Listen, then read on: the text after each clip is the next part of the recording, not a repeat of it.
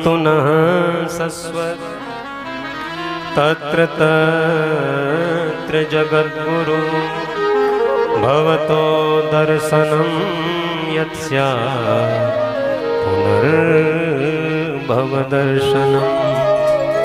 इस श्लोक में एक बड़ी गहराई है, जरा उस पर थोड़ा हम चिंतन करें।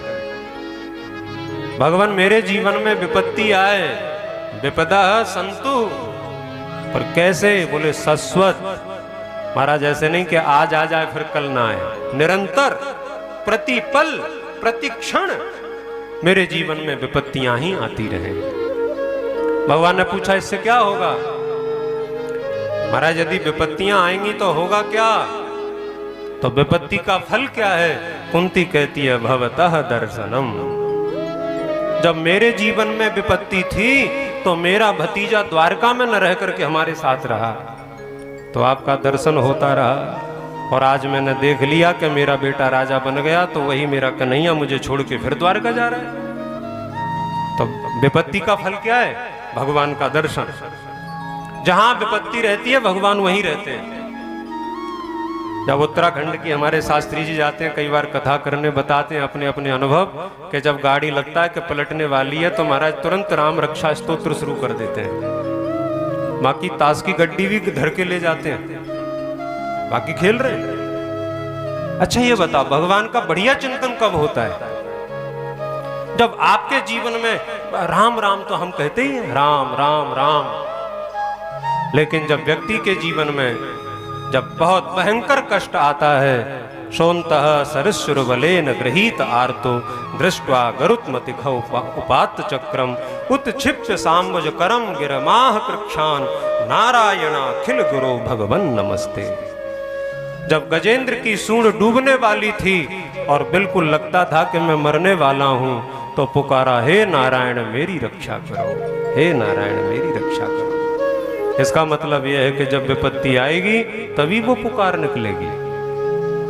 द्रौपदी का जब वस्त्र हरण हो रहा था और लगा कि साड़ी खिंचने वाली है, हे कृष्ण मेरी रक्षा करो, भगवान प्रकट हो गए। इसलिए विपत्ति में ही भगवान का दर्शन होता है। यदि द्रौपदी के जीवन में विपत्ति न आती तो भगवान का दर्शन न होता। यदि विदुर के जीवन में विपत्ति न आती तो भगवान का दर्शन न होता। यदि तुलसीदास के जीवन में विपत्ति न आती तो रामचरितमानस की रचना न होती। यदि वाल्मीकि के जीवन में विपत्ति न आती तो वाल्मीकि रामायण हमारे जीवन में न होती। और यदि कुंती के जीवन में विपत्ति न आती तो आज हम भागवत में कुंती की कथा नहीं सुन रहे होते महाराज। ये विपत्ति का फल है। लेकिन विपत्ति का एक फायदा और है, वो भी सुन लीजिए।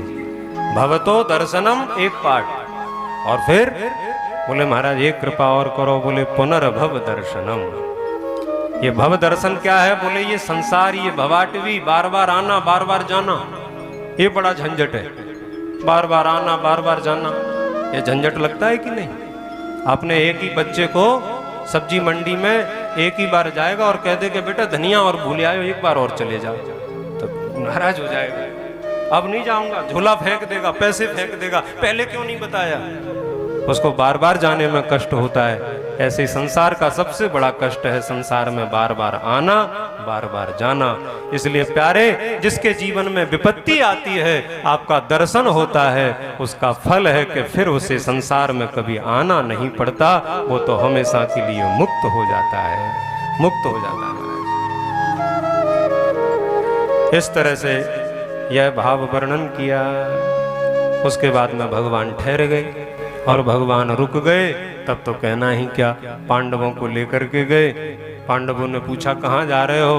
बोले एक भक्त का दर्शन करने चल रहे हैं। भीष्म जी महाराज को देखा तो बाणों की सैया पर लेटे हैं, बाणों की सैया पर लेटे हैं महाराज। और क्या इनका परम सौभाग्य है।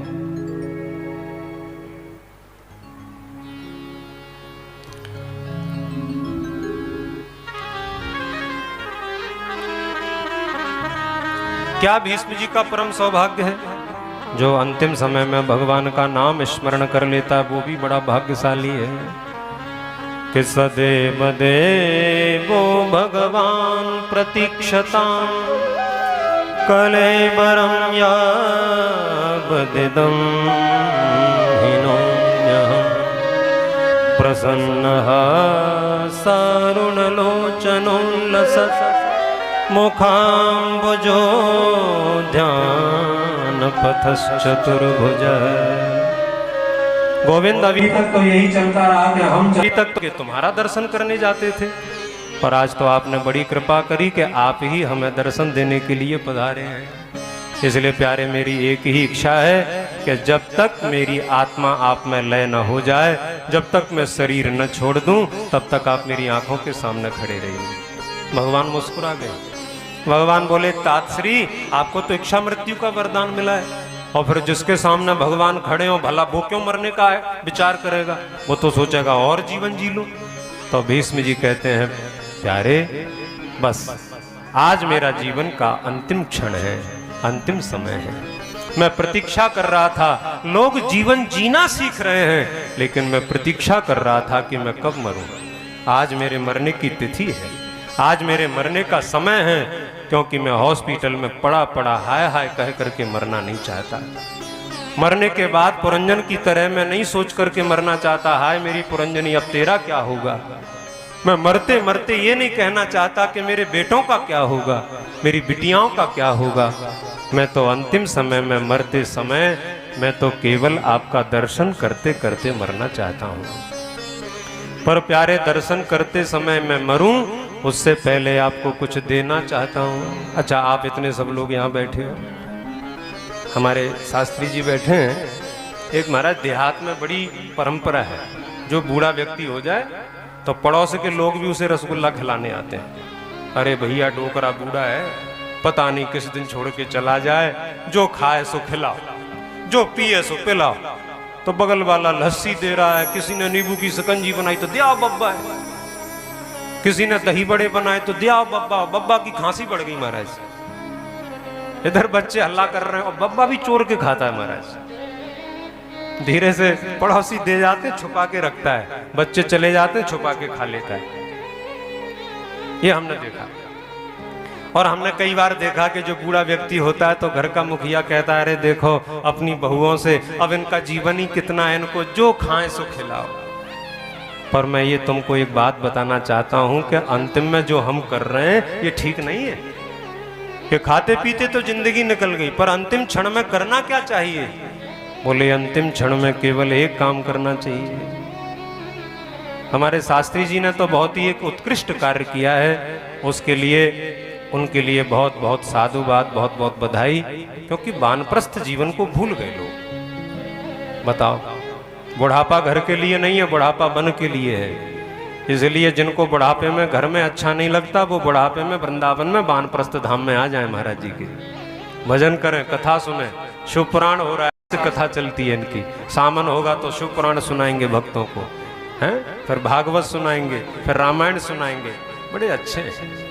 तो इसलिए जीवन का लक्ष्य क्या है? जीवन का लक्ष्य है कि बुढ़ापा घर में रहने के लिए नहीं, ये तो वन में जाने के लिए है। लेकिन एक बात और याद रखना, वो बहुत विचारणीय है। जब मरने का समय आए तब क्या करें? महाराज जी, हमने कई लोगों को देखा कि बब्बा के हाथ कांप रहे हैं, बब्बा ने 1 किलो भी अनाज दान नहीं किया। तब घर वाले कह रहे हैं, राम राम इतने घोटाले करे, अब अन्न दान तो कर लो। तो कई बूढ़े बब्बाओं को उठा करके बच्चे महाराज दान कराते हैं, और बब्बा के हाथ से कटोरा ही खिसक जाता है।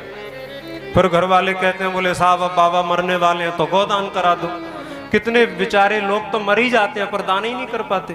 और स्वर्ण दान का भी बड़ा महत्व है, भैया मरने से पहले बब्बा के हाथ से स्वर्ण दान करा दो। लेकिन भीष्म जी महाराज कहते हैं कि जीवन का अंतिम सत्य यही है कि जब हमारा अंतिम समय आए तो भूल जाओ सबको। कितना हमने दान दिया, अन्न दान किया, स्वर्ण दान किया, नहीं, अंत में केवल एक काम करना चाहिए, तुम्हारा जीवन सुधर जाएगा। वो क्या है? बोले हम अपना मन गोविंद के चरणों में लगा दें। वही भीष्म जी वर्णन कर रहे हैं।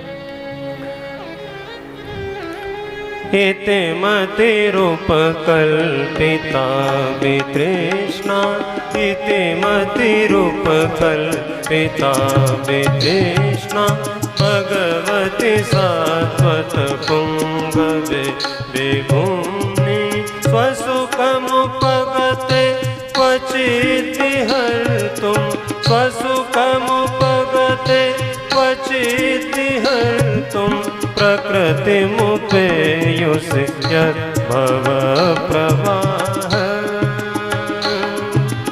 इति मतिरुपकल्पिता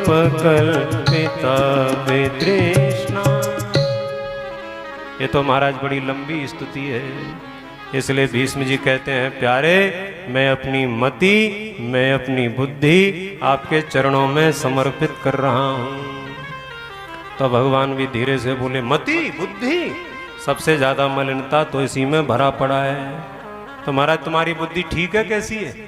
तुम अपना मन मेरे चरणों में लगा रहे हो, तुम्हारा मन ठीक है कि नहीं? मेरे भगवान का एक ही स्वभाव है, निर्मल मन जन सो मोहि